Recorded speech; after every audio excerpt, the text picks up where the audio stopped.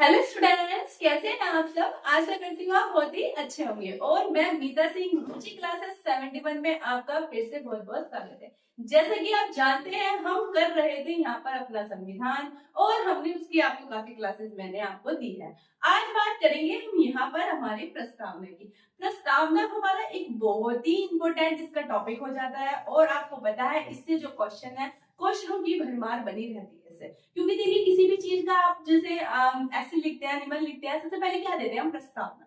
प्रस्तावना से क्या होता है, प्रस्तावना से ये होता है कि आपने अंदर क्या लिखा है उसका आप शॉर्ट में बता देते हैं उसको। तो हमारी प्रस्तावना मोस्ट इंपोर्टेंट होती है। आपको पता है प्रस्तावना का हालांकि विचार जो हमने लिया है वो हमने अमेरिका से लिया है, लेकिन भाषा की अगर मैं बात करूं तो वो हमने ऑस्ट्रेलिया से ली है। मैंने हालांकि आपको पहली वीडियो में इस बारे में सब कुछ बताया है कि हमने कौन कौन से स्रोत कहाँ कहाँ से लिए हैं। इस पूरी डिटेल में मैंने आपको ये बात बताई है। तो आज हम बात करेंगे अपनी प्रस्तावना के बारे में। तो आइएगा, चलिए देख लेते हैं। देखिए, प्रस्तावना में हमारे कैसे लिखी हुई है उस पर ध्यान देंगे। आइएगा, हम भारत के लोग भारत को संपूर्ण प्रभु संपन्न।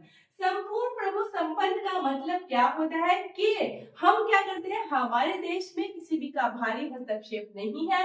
हम अपने फैसले खुद ले सकते हैं, जो हमें अच्छा लगेगा वो हम करेंगे। कोई बाहरी दबाव हमारे पर नहीं डाल सकता। जैसे कि आपने हाल में देखा हो, अमेरिका हमारे पे दबाव बनाने की कोशिश करता है, लेकिन जो हमें सही नहीं लगता उसको हम नहीं करते। तो संपूर्ण प्रभु संपन्न से मतलब ये हो जाता है कि हम अपनी मर्जी के मालिक हैं। अगर हमें सही लगेगा तो हम करेंगे, नहीं लगेगा तो हम नहीं कर सकते। तो हमारे पे कोई प्रेशर नहीं डाल सकता इस चीज का। अब बात करते हैं समाजवादी। समाजवादी क्या होते हैं, देखिए समाजवादी यानी कि हम भारत के जो लोग हैं जिसमें है ना हमारी सामाजिक व्यवस्था अच्छी बनी रहे, ये हमारा सबका दायित्व हो जाता है। और हमारे यहाँ पर क्या होता है, हमें समानता मिलती है और यहाँ पर हमारे सामाजिक न्याय मिले। यहाँ पर समाजवादी से मतलब है, यानी कि आपको सिर्फ अपने से रिलेट नहीं करना, आपको हमें सबका देखकर चलता है कि यहाँ पर एक समाज है, समाज में रहना है, मतलब सबको देखते हुए चलना होता है, यानी कि सिर्फ अपने बारे में सोचना। अब बात करती हूँ पंथ निरपेक्ष की। पंथ निरपेक्ष का मतलब क्या होता है कि हमारा भारत एक ऐसा देश है,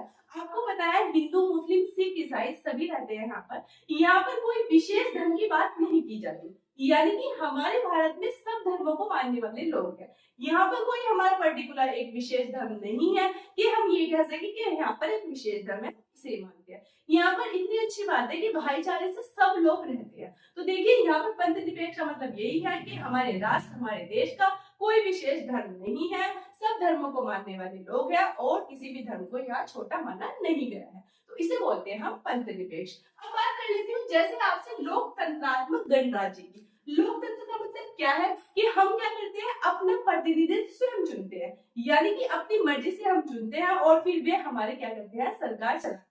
तो इसलिए हमारे पे कोई प्रेशर नहीं होता इस चीज का। देखिए, वोट का एक अधिकार हमारा ऐसे ही कुछ अधिकार है। अब जब वोट देने जाते हैं, हालांकि देखिए दूसरों को आप बता सकते हैं, किसी ने कहा हुआ आपने जैसे घर का कोई बड़ा कह देता है इससे वोट देनी है, लेकिन वहां पर आप अपनी मर्जी से कोई सा भी बटन क्लिक कर सकते हैं जो आपको जिसको वोट देना हो।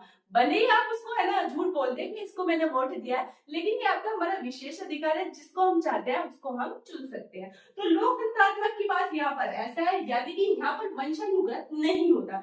जैसे कि आपको पता है बहुत से उसमें, जैसे हमारा उत्तर कोरिया में बात कीजिए, वहां पर क्या होता है, वंशानुगत चलता है, लेकिन हमारे यहाँ ऐसा कुछ नहीं है। मतलब कि राजा का बेटा राजा नहीं बनेगा, यहाँ पर वो वाली बात है। जो इस काबिल होगा और जिसे जनता पसंद करेगी वो ही यहाँ पर बनेगा। अब बात कर लेते हैं गणराज्य बनाने में। ये ऐसा जो सेम है हमारी प्रस्तावना में लिखा है, बनाने के लिए तथा उसके समस्त नागरिकों को सामाजिक आर्थिक राजनीतिक न्याय।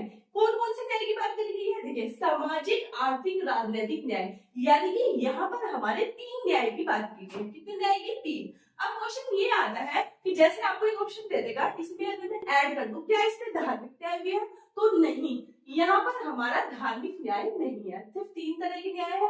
कौन कौन से हैं, कौन कौन से हैं, सामाजिक आर्थिक और राजनीतिक न्याय की यहाँ पर हमारी प्रस्तावना में बात की गई है। जैसे कि विचार अभिव्यक्ति विश्वास धर्म और उपासना की स्वतंत्रता।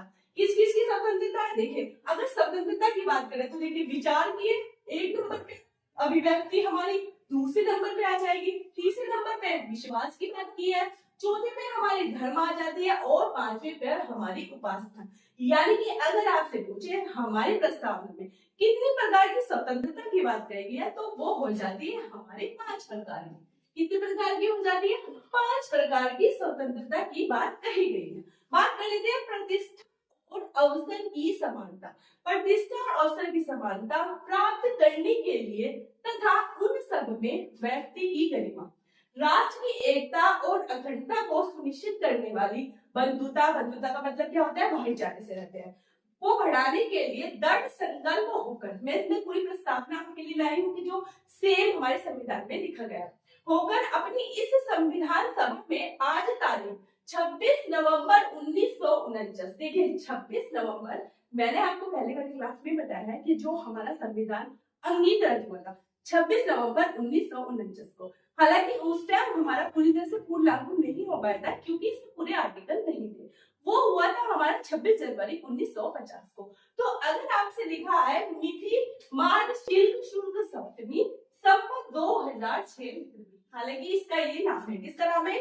26 नवंबर 1949 को क्या बोलते हैं? मिति मार्ग शुल्क शुल्क सप्तमी संवत 2006 विक्रमी। यानी कि अगर आपको ऐसा लिखा आए तो वो क्या कहना चाह रहा है? वो कह रहा है 26 नवंबर 1949 को एतद द्वारा हम संविधान को अंगीकृत, अधिनियमित और आत्मन्वित करते हैं, ऐसा हमारी प्रस्तावना में लिखा गया है।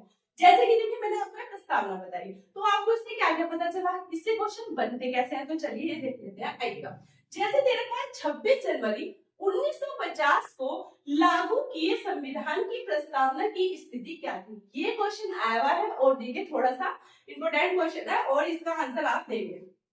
पहले ऑप्शन में क्या दे रखा है? देखिएगा, दे रखा है संपूर्ण प्रभु संपन्न लोकतंत्रात्मक गणराज्य, ये है। सेकंड की बात करो समाजवादी पंथ निरपेक्ष या फिर लोकतंत्रात्मक राज्य। सी में दे रखा है समाजवादी आर्थिक राजनीतिक लोकतंत्रात्मक राज्य, या फिर डी में दे रखा है इनमें से कोई नहीं। तो देखो इसने क्या बोला है? इसने बोला है 26 जनवरी 1950 को लागू किए गए संविधान में। तो देखिए यहाँ पर क्या दे रखा है? संपूर्ण प्रभु संपन्न लोकतंत्रात्मक गणराज्य। तो यहाँ इसमें क्या आ जाएगा? इसमें जो हमारा आ जाएगा वो होगा हमारा पहला ए आंसर। हमारा ए आंसर क्यों होगा? आपको यहाँ पर दिखाई दे रहा है प्रभुत्व संपन्न समाजवादी पंथ निरपेक्ष लोकतंत्रात्मक राज्य। देखिए इसमें क्या दे रखा है? इसमें आप समाजवादी पंथ निरपेक्ष लोकतंत्रात्मक राज्य, और ये जो हमारा जो है इसमें समाजवादी और पंथ निरपेक्ष ये कब जुड़ा था? ये जुड़ा था 42वां संविधान संशोधन। 42वां संविधान संशोधन कब जुड़ा था? 1976 को। संविधान संशोधन 1976 में हमारे ये समाजवादी और पंथ निरपेक्ष जोड़े गए थे। यानी कि जब 26 जनवरी 1950 को लागू हुआ था उस टाइम हमारा पूर्ण रूप से लागू हो गया था संविधान, उस टाइम ये शब्द नहीं थे। तो राइट आंसर इसलिए संपूर्ण प्रभु संपन्न, उस टाइम क्या था? संपूर्ण प्रभु संपन्न था और हमारा ये था लोकतंत्रात्मक गणराज्य, यही था। तो इसलिए राइट आंसर क्या आ जाएगा? राइट आंसर यहाँ पर फर्स्ट आ जाएगा। हालांकि देखिए आपको ऑप्शन में अगर मैं पूरा दे देती समाजवादी पंथ निरपेक्ष और लोकतंत्रात्मक तो आप फर्स्ट ऑप्शन पे वही लगाते, लेकिन इसने 1950 की बात की है और मैंने आपसे बताया है कि 1976 में ऐड हुए हैं। और कौन से संविधान संशोधन के तहत किया है? ये हमने किया है 42वां संविधान संशोधन के तहत इनको ऐड। तो इसलिए यहाँ पर राइट आंसर जो हो जाएगा वो हो जाएगा संपूर्ण प्रभु संपन्न लोकतंत्रात्मक गणराज्य, क्योंकि ये उस टाइम हमारा ऐड नहीं हुआ था। अगर ये वाली बात नहीं कहता तब हम कौन सा लगाते? तब हम ये लगाते संपूर्ण प्रभु संपन्न समाजवादी पंथ निरपेक्ष, जिसमें ये ऑप्शन दिया होता तब हम ये वाला ऑप्शन अपना लगा लेते। चलिए एक क्वेश्चन देखिए इसमें बनता है, मैंने आपको क्या बताया? भारतीय संविधान की प्रस्तावना में न्याय स्वतंत्रता समता बंधुत्व का क्रम बताइए। देखिए इंपोर्टेंट क्वेश्चन है, आपको क्रम बताना है। क्या पूछा है? स्वतंत्रता, पहले पूछा है न्याय। तो न्याय कितने प्रकार का है? मैंने आपको बताया न्याय हमारे 3 प्रकार के हैं, सामाजिक आर्थिक और राजनीतिक न्याय।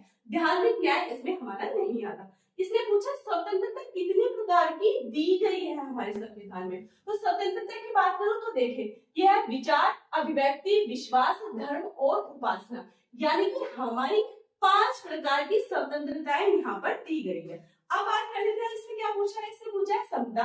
समता कितने प्रकार की है, हमारी दो प्रकार की समता है, प्रतिष्ठा और अवसर की समानता, दो प्रकार की हमारी यहाँ पर समता है। बंधुत्व क्या है हमारा, तो यहाँ पर बंधुत्व हमारे एक में दे रखा है, देखिए तो बंधुत्व हमारा एक प्रकार का है। तो इस तरह से इसने क्रम पूछा है, कैसे हो जाएगा, क्या हो जाएगा, 5 3 2 1। आपको देख क्या है, न्याय, न्याय के 5 प्रकार का है, नहीं, न्याय कितने प्रकार का, 3 का, यानी कि जिस ऑप्शन में 3 पहले दिखाई देगा वो हमारा आंसर हो जाएगा। देखिए इनमें से किस ऑप्शन में दिखाई दे रखा है, मुझे दे रखा है आंसर डी, यानी कि डी ऑप्शन में 3 पहले है, यानी कि न्याय कितने हैं हमारे 3 है, स्वतंत्रता हमारी 5 है, समता हमारी 2 है, और हमारा बंधुत्व कितना है 1। तो राइट आंसर हमारा यहाँ पर हो जाएगा डी। तो इस तरह से प्रस्तावना से हमारे क्वेश्चन बनते हैं। ये क्या करते हैं, आगे पीछे करके आपको क्या करते हैं, क्वेश्चन बना सकते हैं, बट आपको ये पता होनी चाहिए कौन कौन से वर्ड हमारी प्रस्तावना में है, उसके अकॉर्डिंग आप इनका आंसर लगा सकते हैं। तो आज की वीडियो में यही प्रस्तावना के बारे में बता चुकी हूँ मैं आपको। इससे नेक्स्ट वीडियो में अब आपको अनुसूची कराई जाएगी। तो प्लीज बताइएगा आपको वीडियो कैसी लगी। Thank you.